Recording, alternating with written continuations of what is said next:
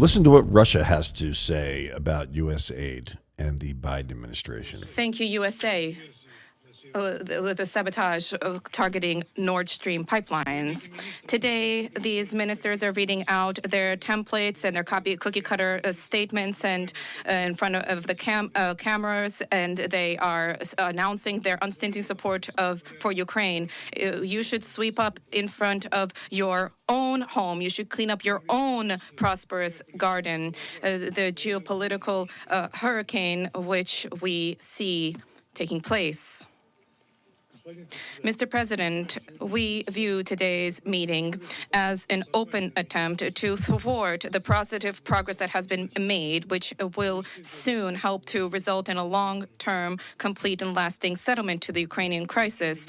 We have received yet another opportunity to see that the Kiev regime and its sponsors in European capitals are interested not in peace, but rather in pursuing war until the last Ukrainian. And the results of the recent U.S.-Russian contacts at the senior-most levels have generated momentum.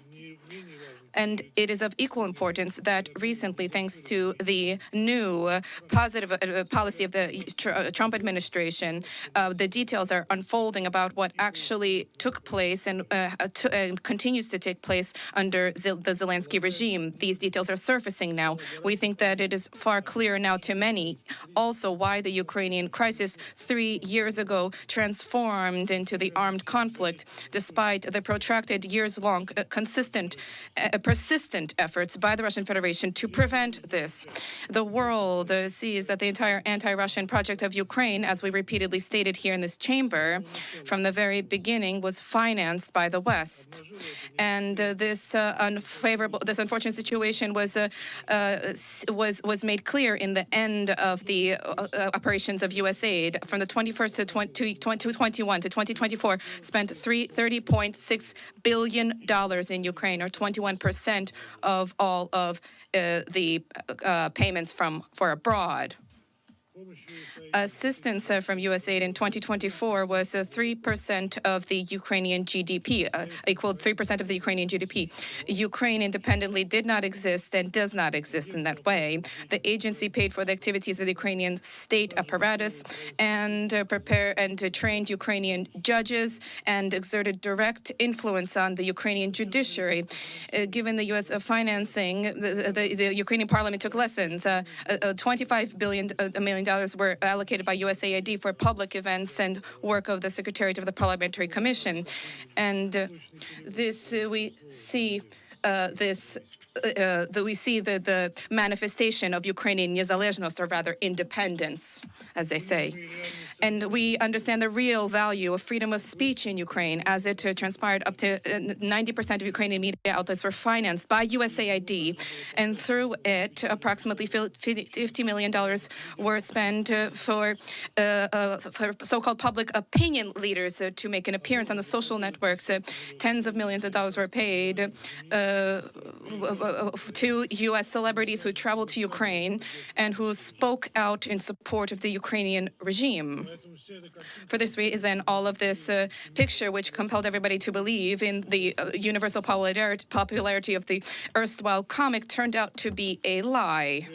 And at the same time, shaping Ukraine's political landscape is something that USAID began to do long before 3 years ago. More than $100,000 were allocated for financing a television show, which helped to facilitate Zelensky's election victory in 2019. And immediately after this, the organizations financed by the agency prohibited Zelensky from supporting the Ukrainian Orthodox Church, from conducting referenda into the format of negotiations with Donbass and the principles for the peace settlement, and reviewing the language law, rehabilitating and returning politicians of the Yanukovych era, restoring access to Russian television.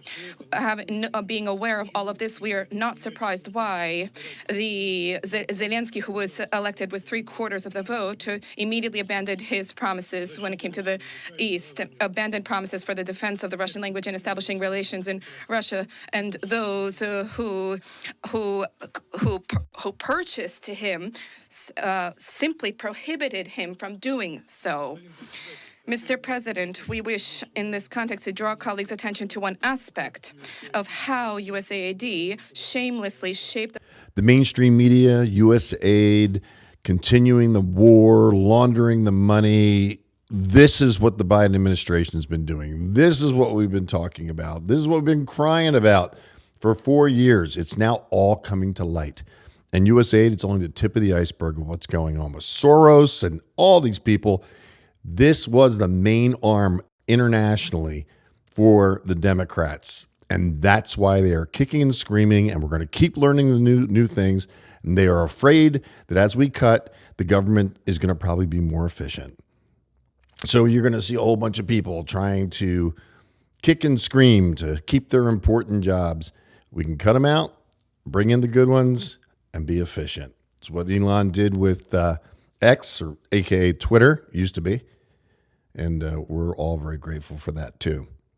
William Weeding reporting from Mustang Medic. If you want to support me financially to continue to do this full time and you value these stories, you can go to mustangmedicmedia.com right behind me, right underneath me. I almost did it perfect.